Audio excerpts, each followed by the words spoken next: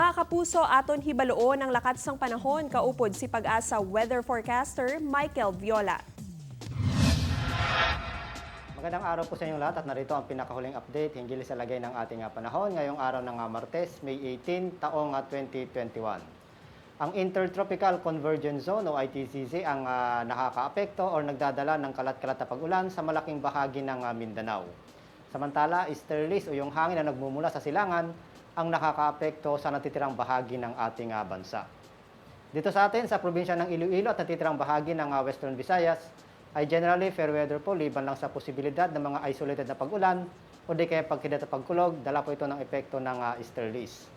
26 hanggang 32 degrees Celsius yung magiging antas ng temperatura sa may Aklan at maging sa probinsya ng Antique.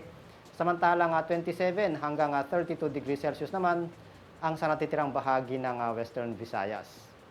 39 degrees Celsius ang posibleng abutin ng ating heat index dito sa buong Western Visayas o ito yung temperatura na actual na nararamdaman ng ating katawan. Ang araw ay lulubog mamayang alas 6 sa 5 ng umaga at nitong sisikat bukas ng alas 5:27 ng umaga. At mula po dito sa Pag-asa Illustration, Michael Viola, magandang araw po.